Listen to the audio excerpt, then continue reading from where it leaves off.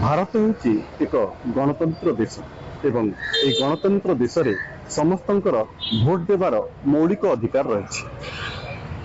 दिन को दिन भोट दान कमिबार लगे तार कारण कौन एवं कहीं लोक मैंने भोट देवाक आसुना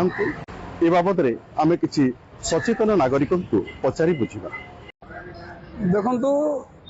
मतदान कौन हवाटा एटा गोटे बहुत पुराना समस्या आज नुआ न मझे टे बढ़ी जाता पुणी एथर कमे बोली कहूँ आ स्वाभाविक कथा जो परिस्थिति रे भोट हो मतदान समय जहाँ वातावरण रही खरा एत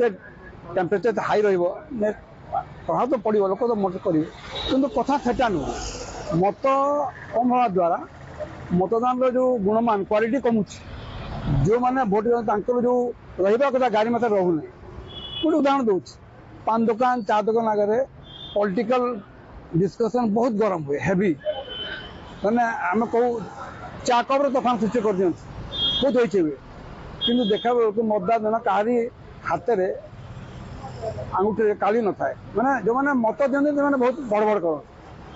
मत देवा लोग चुपचाप से श्रम बाला जी मत देके पड़े आते खरा बाधेनि ठंडा बाधेनि किसी असुविधा ना से किए मत दब क्या मत दबार अच्छी कारण बहुत अच्छी। प्रथम कारण है जो देश रे पॉलिटिकल पार्टीज गुड़ाक अच्छी से माने कंपनी तांकर कंपनीकरण हो गला मैंने कंपनी भाया व्यवहार करुँच गुड़ाए पैसा खर्च होची आउ जो माने इलेक्शन रे छिड़ा होचंती से माने बहुत धनी लोक गुड़ाक गोटे कॉमन लोक बढ़िया माने स्वच्छ भावमूर्ति थाईकरी मध्य से जदि इलेक्शन लड़िबो तार सिक्यूरिटी डिपोजिट पलि जीवो किंतु धनी लोक मानकर एटा रणक्षेत्र हो इलेक्शन टा आउ तांकर गोटे पब्लिक संगे कॉमन पब्लिक संगे डिस्कनेक्ट अच्छी से माने तांकर बाटरे इलेक्शन लड़ुचंती विभिन्न पार्टी तांकर बाटरे इलेक्शन रे प्रतिनिधि मानकु छेड़ा करूछंती धनी लोक मानकु सही माने उठुचंती जीतुचंती कि हारुचंती एथिरे गोटे जिनस होछि जे लोक मानक भितरे ए गणतांत्रिक प्रक्रियार जो हाईजैकिंग होईछि सेथिरे वितृष्णा आसी गला सेटा गोटे बड़ कारण। निर्वाचन होची एक राष्ट्रीय पर्व एवं एथिरे समस्त संपृक्त हवा होची आमर नागरिकर दायित्व किंतु लोके एथि प्रति सचेतन नहांती लोके दोष अन्य को दे दउछंती एवं एथिरु मुकुली जवा पई चेष्टा करछंती।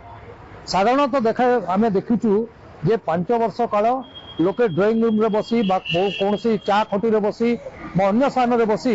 से राजनीति आलोचना करछंती समालोचना करछंती किंतु निर्वाचन बेलकु से माने दूरे रहउछंती निर्वाचन प्रक्रिया रु एवं से दिन को छुट्टी भाव रे से माने ताको यूटिलाइज करछंती घरे रहउछंती एवं वोट देवा पई आसुनांती या बहुत दुर्भाग्यजनक कथा। एवं आगे कौन होता ना जो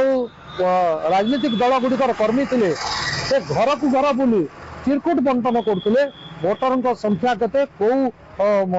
जगार पड़ी भोट देवाई जीव कौ स्कूल बूथ रे से सब आगे होता बर्तमान ताहा देखा मिलूना तेणु लोके अनेक समय भोट देवाई जीवाई जो उत्साह दरकार जो प्रस्तुति दरकार ता हो पारुना अनेक लोक आम देखुचु जे यही बूथ रु से बूथ को घूरी बुलचंती एवं परे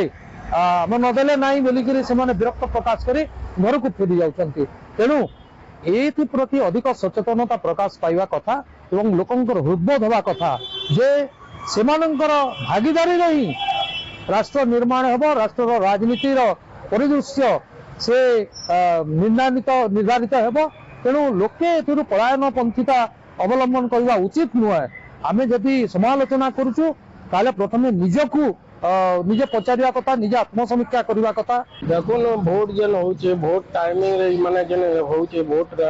एतरा बहुत किछि जिनिस इफेक्ट करूचे लोक को बहुत लोग अछन जेन माने एजुकेटेड वोटर माने अछन पहला कथा कहनी जेन माने एजुकेटेड अछन मास एजुकेटेड वोटर से माने बाहर रहउछन के न रहउछन से माने आसबार ने टोटली वोट दी ताले भोट ता गुटे होचे निजर राइट्स है सेटा के से माने एक्सेप्ट करवार कथा बाहर भी रहले भी दुटे दिन लागि तो कम से कम वोट दे आस्ते सेटा गुटे जिनिस है एजुकेटेड वोटर माने घर रही जाउछन जेन माने इन लोकल रे भी अछन से माने घर ही रही जाउछन घर बाहर बाहर